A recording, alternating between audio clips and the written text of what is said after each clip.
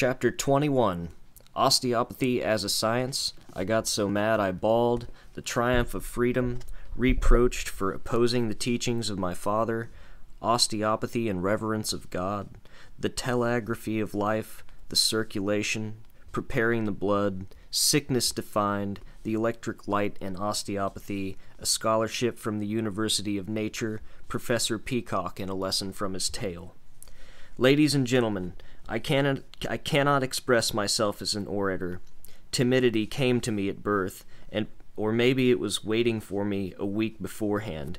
It is easy for me to use such big words as I will or I won't, and I do not hesitate to say I will demonstrate that osteopathy is a science. The purpose of these meetings is to give you an insight into its meaning. The average person can't tell whether it is an earthquake, a cyclone, or a comet. Even the governor of the great state of Missouri thinks it a special gift or secret. We know it is a science founded on truth, a science which any man of average intelligence who will studiously apply himself can learn. It is a science of law, which can control fever, flux, measles, and diphtheria. It never goes into the line of battle to meet those foes under a flag of truce, but defiantly waves the black flag.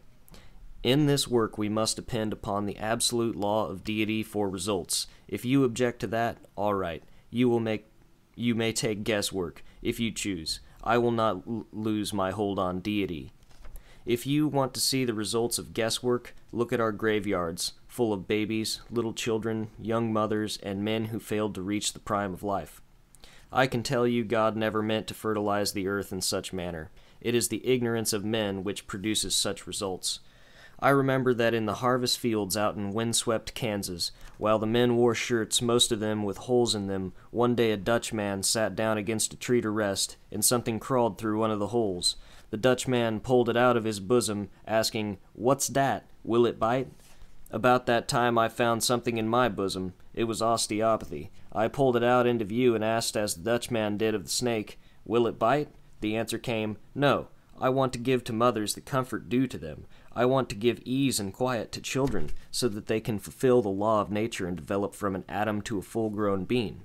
And in this one form you will find all that heaven and earth contain, fully represented mind, matter, and motion, blended by the wisdom of deity."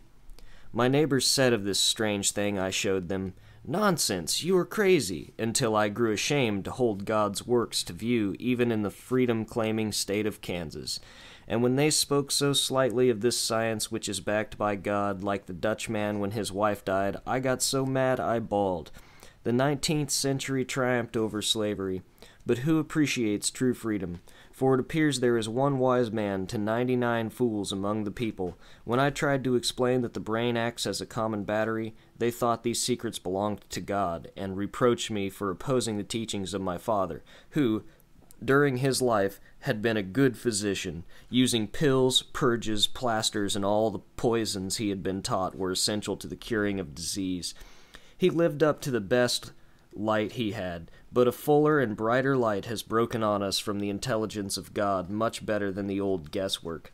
I hope to give all my life to the study of these human engines, these combines of mind and matter, and whenever I find a new truth, I shall trumpet it to the world.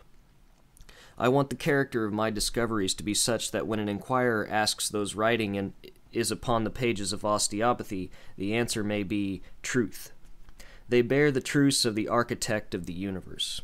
It has been said to me, "Are you not afraid of losing your soul running around after this new idea, this strange philosophy?" I have no fear that following a law made by God will lead me from him. Every advance step taken in osteopathy leads one to greater veneration of the divine ruler of the universe. I do not want to go back to God with less knowledge than when I was born. I want my footprints to make an impress on the fields of reason.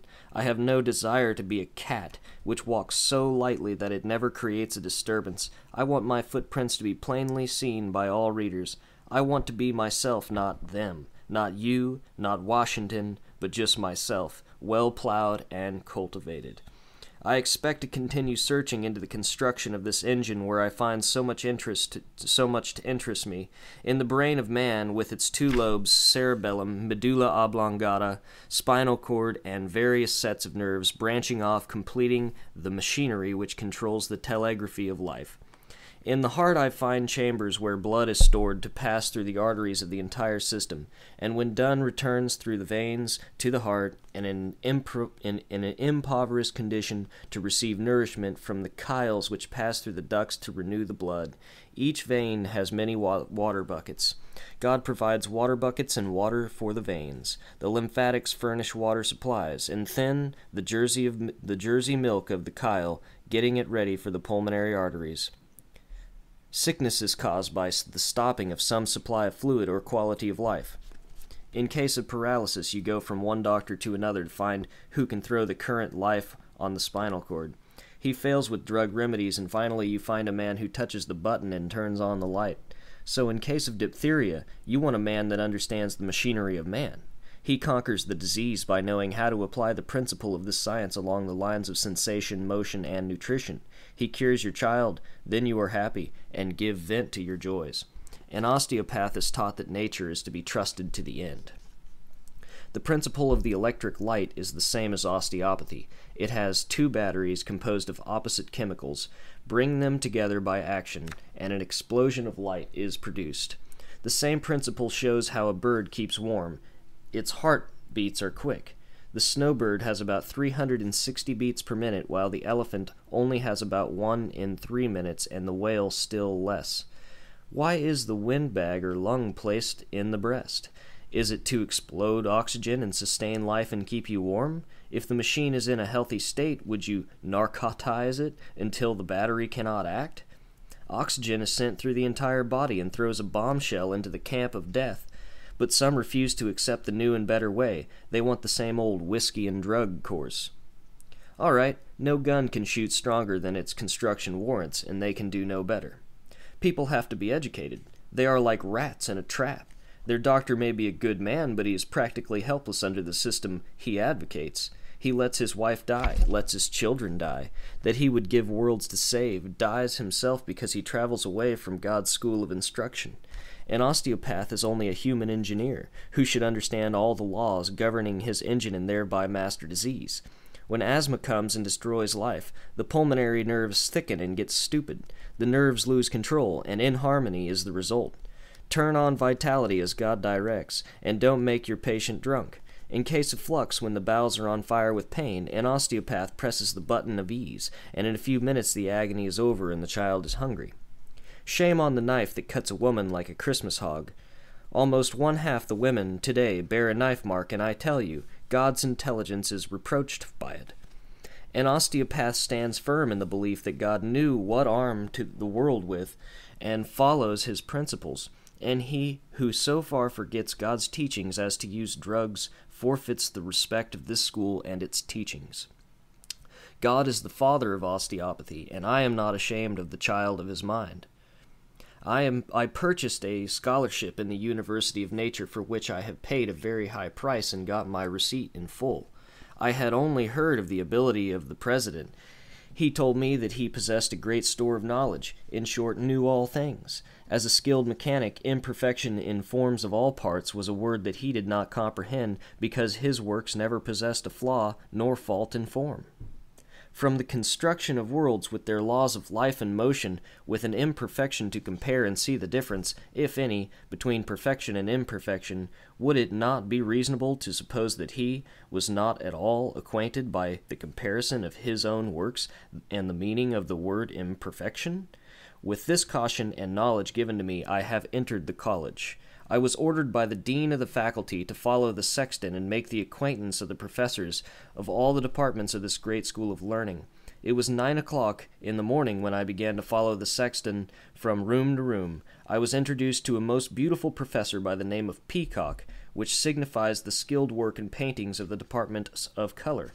Professor Peacock said, "You will go through all other rooms in which every animal, fish, and fowl occupy chairs as professors. Each one of them has a knowledge of the minutiae of all forms, origin, and insertion of every piece or principle belonging to his department. He begins and completes the whole body, paints, spots, stripes, and beautifies the highest desire of nature, from the fowls of the air, the fishes of the sea, the beasts of the field, to the crowning effort of God himself, which is given in the form of man. Beautiful in shape, containing all the machinery in the existence of life, the attributes of God, mind and reason, so harmoniously blended that not a flaw nor fault can be found in any room when inspected by God himself.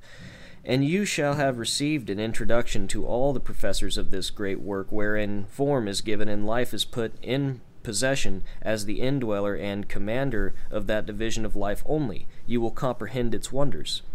Then you will report to me at this room, and I will begin with crude material, place your feet on the ladder of progress, and hold you there until you reach the top round.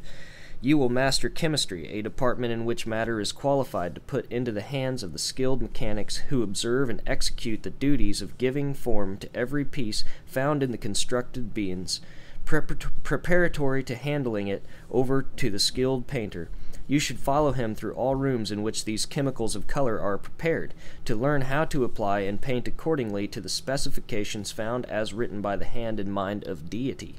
You must and shall dwell here until you are master of all the arts as indicated in my form and appearance as you now see me. I am an open book of nature that you must study. No partial knowledge will suffice. Your diploma must have the seal of acceptance and approval of the architect who exacts perfection in knowledge, and prove it by your work. You must paint and display on my body all known colors, spots, stripes, and beautify, as you can see and read plainly written by the hand of the architect just spoken of, or dwell here through all eternity with peacocks. If God stayed to finish and did leave this patron of beauty and wisdom, why do not you learn all the parts and principles herein found? We see previous to forming a feather in the peacock's tail a rounded up set of muscles, veins, nerves, and arteries, preparatory to forming a being called the feather coming out of the back of any fowl. This preparation is large or small according to its duties it has to perform. It has to form a spindle, which requires the nerves of force to push it out of the skin of the bird. To all appearance, it simply pushes out a pencil-like spindle. From the gland or matrix of this being in formation by this process, soon the spindle is out many inches or less from the body. Here we begin to see the formed in of the feathers with all its beauties, in colors selected to suit. As the feather pushes farther out, we see a spot, black, green, blue, or white. When this spot is formed, as the feather still extends from the body, we see another color blending and beautifying so much of the feather, and we see no more of the black deposited. It is reasonable to suppose that the nerve that furnishes the black color has ceased to keep up the black painting, is broken off, or become disabled in some way, and never throws out any more during the whole formation of the feather, but keeps up its beautiful coloring of both sides to blend with and beautify the spot just left clear on the completion and ripening of the feather. Inside of this chamber in which the feather is attached to the body, we find all this chemical power to paint and beautify, and all over the whole body of the bird with like preparations to complete shorter and longer feathers to suit the locality on which they are situated, to the completion of the whole bird or any other bird, from the hummingbird to the condor. I am taught by this that God is the finest chemist and painter in the universe, as is shown. We would like to learn a few more lessons from his beautiful birds.